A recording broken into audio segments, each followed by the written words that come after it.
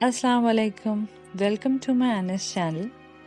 آج میں آپ سب کے لیے قطب الدین ایبک اور کسان کا ایک چھوٹا سا واقعہ لے آئی ہوں، تو چلیے چلتے ہیں اس واقعے کی طرف۔ قطب الدین ایبک ایک دن شکار پر نکلا۔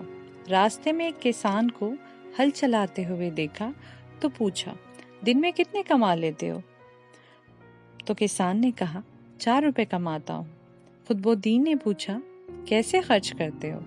تو کسان نے بتایا، 1 روپے خود پہ خرچ کرتا ہوں، 1 روپے قرض دیتا ہوں اور 1 روپے سے قرض اتارتا ہوں اور 1 روپے کنویں میں پھینک دیتا ہوں۔ یہ سن کر قطب الدین نے حیران ہو کر پوچھا، میں تمہاری باتوں کا مطلب نہیں سمجھا۔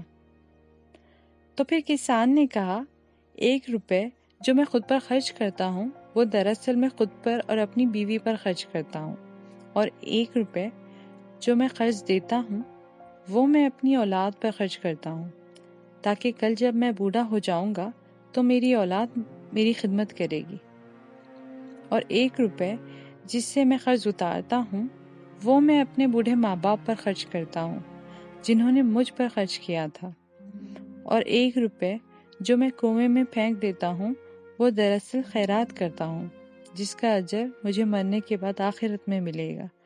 تو یہ تھا قطب الدین ایبک اور کسان کا واقعہ، جس سے ہمیں زندگی جینے کے سلیقے کے ساتھ ساتھ ہماری زندگی میں ہونے والی رشتوں کی اہمیت کو بتاتا ہے، بلکہ مرنے کے بعد آخرت سنوارنے کے طریقے کو بھی بتاتا ہے۔ اگر آپ کو میرا یہ واقعہ پسند آیا ہو تو پلیز اسے لائک کریں، شیئر کریں اور سبسکرائب کریں، اور ساتھ ہی دیے گئے ہوئے بیل آئیکن کے بٹن کو دبانا نہ بھولیں، جس سے آپ کو میری آنے والی نئی ویڈیو کی نوٹیفیکیشن ملے گی۔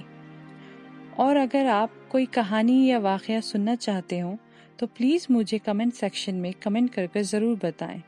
تب تک کے لیے خدا حافظ۔